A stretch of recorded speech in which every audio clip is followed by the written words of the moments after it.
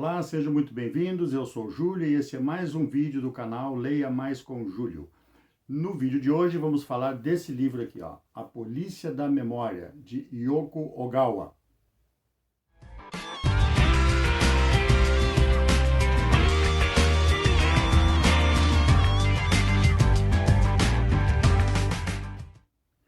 Este livro foi publicado no Japão em 1994 e só teve uma edição aqui no Brasil em 2021. Trata-se de uma história que se passa numa ilha no Japão, isso é a única coisa que se tem certeza. Não existe uma data, os personagens não têm nome, não se sabe mais nada sobre essa ilha, apenas que lá acontecem fatos muito curiosos. Então, para a gente entender, já na primeira página já começa assim, ó. Qual terá sido a primeira coisa que desapareceu desta ilha? Ainda hoje me pego pensando nisso. Quantas vezes minha mãe não me contou essa história quando eu era pequena? Muito tempo antes de você nascer, este lugar tinha uma abundância de coisas. Coisas transparentes, coisas cheirosas, coisas farfalhantes, esvoaçantes, luminosas. Enfim, maravilhas que você não pode nem imaginar. Infelizmente, nós, habitantes dessa ilha, não podemos guardar para sempre estas coisas fascinantes. Enquanto vivermos nesta ilha, precisamos ir apagando de nossos corações, um a um, os objetos ali guardados. Talvez já esteja chegando a hora de você também perder alguma coisa. Ocorre que nessa ilha, de tempos em tempos, não tão distantes, esses tempos assim uns dos outros, simplesmente havia coisas que desapareciam. Desapareciam, por exemplo, um belo dia, os habitantes da ilha acordavam com a sensação de um vazio, de que estava faltando alguma coisa. E saíam à rua e procuravam ver o que estava faltando. De determinada ocasião, se deram conta que não havia mais o voo dos pássaros, os pássaros não voavam. Havia desaparecido os pássaros. E assim sucessivamente. Outra vez eram as fotografias, outra vez eram algum animal, as rosas, aconteceu que não tinha mais rosas. Enfim, ia sumindo as coisas assim, paulatinamente, uma seguida da outra. Ia ficando cada vez com menos coisas para se ter, para se possuir. Por exemplo, determinada vez desapareceram os chapéus. Não tinha mais chapéus. Existia um homem que ele era conhecido por ser chapeleiro, ele tinha lá, então ele passou a se chamar, agora todo mundo se referia a ele como o ex-chapeleiro. Determinada ocasião desapareceram os barcos e havia um homem que morava num barco, mas ele já nem lembrava mais o que era barco, porque as coisas iam desaparecendo, iam saindo da memória das pessoas. Ele era conhecido como o ex-balseiro, porque era uma balsa que ele operava para transportar pessoas, transportar carros daquela ilha até o continente. E existia, então, uma organização chamada a Polícia da Memória. E essa Polícia da Memória se encarregava de que realmente essas coisas tinham que desaparecer. Por exemplo, desapareceram as fotografias, então a partir dali não tinha mais fotografia. Então todas as pessoas que possuíam fotografias com as suas recordações em casa, tinham que entregar, tinham que queimar, tinham que consumir. E essa polícia se encarregava de fiscalizar para que as pessoas não guardassem essas coisas em casa. Então suspeitava-se, por exemplo, que determinada família tinha lá fotografias guardadas, a Polícia da Memória tinha a autoridade, tinha o poder de entrar naquela casa, vasculhar e recolher para consumir, para queimar, para destruir aquelas memórias, aquelas lembranças que essas pessoas tinham. Em uma determinada época, a Polícia da Memória havia descoberto que haviam pessoas especiais que não esqueciam aquilo que deviam esquecer. Então essas pessoas eram caçadas, elas eram levadas para algum lugar e ninguém sabia onde, nunca mais voltavam, não sabia do que havia acontecido com essas pessoas.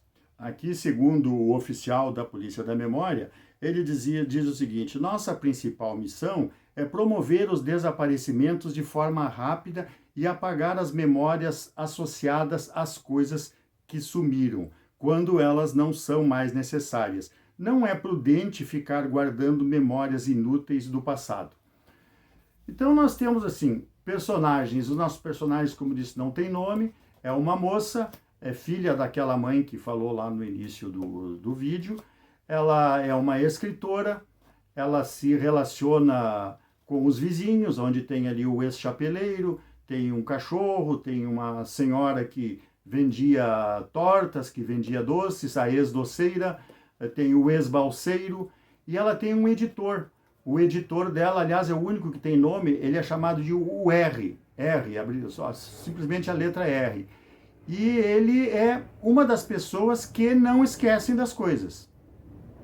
Ele é uma dessas pessoas que não esquecem, que mantém a sua memória preservada. E aí acontece o seguinte, ele é o editor dela e ela está escrevendo esse romance e ela fica com medo que ele desapareça, que ele seja apreendido, seja preso, e aí não vai ter quem publique o romance dela que ela está escrevendo e está indo, segundo ela, segundo a avaliação dele também muito bem. Então ela pega, esconde ele num cubículo, em algum recanto da sua casa, um compartimento secreto, e ali ele permanece, ele passa a viver ali longe da polícia da memória, que algumas vezes visita a casa dela, procura por pessoas, porque há muitas denúncias, há muitas coisas que determinada família está escondendo alguém, enfim, né, pessoas que para tirar proveito próprio faziam esse tipo de denúncias. E eles vão para lá e procuram por alguém que ela esteja escondendo e nunca encontram ninguém. E aos poucos eles vão guardando dentro desse cubículo algum objeto, algum exemplar de cada coisa que vai sumindo. Tá? Lá pelas tantas desaparece, como eu falei, as fotografias, os pássaros, as aves, alguma fruta, desapareceram de repente os calendários, e como já o leitor já não sabia onde é que era a ilha, não sabia o nome dos personagens, não sabia em que época acontecia, então aí mesmo que desapareceu os calendários, os personagens também não sabiam mais que época estavam, de repente eles se davam conta que a neve estava demorando muito a terminar, muito mais do que no ano anterior, mas eles não tinham mais calendários, então eles já desconfiaram que havia sumido a primavera também. Então as pessoas se adaptavam àquelas faltas. No primeiro momento sentiam falta, depois já não davam bola mais por isso, aceitavam passivamente aquelas mudanças. Então é um texto assim bastante surreal, porque as pessoas vão se adaptando àquelas ordens, aquelas imposições, não tem como reagir, não tem como fugir dali, não existem mais trens. É um texto assim bastante pesado, mas ao mesmo tempo de uma escrito com uma fluidez que a gente começa a ficar curioso de ver o que vai acontecer, são coisas engraçadas. A nossa personagem, determinada época, já para o fim do romance, ela sente que tem alguma coisa assim pesada, a perna pesada, tinha alguma coisa como fosse pendurada nela, ela não sabia o que, não se sentia, não estava se sentindo bem, aí saiu mancando, se agarrando em algumas coisas, começou a olhar na rua, todas as pessoas que ela via estavam mancando, olha só o absurdo, havia sumido as pernas esquerdas das pessoas, as pessoas só tinham uma perna, aquela outra estava pendurada, não havia função. É bem diferente esse texto. Para quem já leu, para quem gosta de distopias, quem já leu 1984, Fahrenheit 451, é mais ou menos nesse estilo. Então é um livro bastante interessante de se ler, tem um final assim bem inusitado, eu não vou contar, porque quem se interessar de ler, eu recomendo ler, é bem interessante. Tá?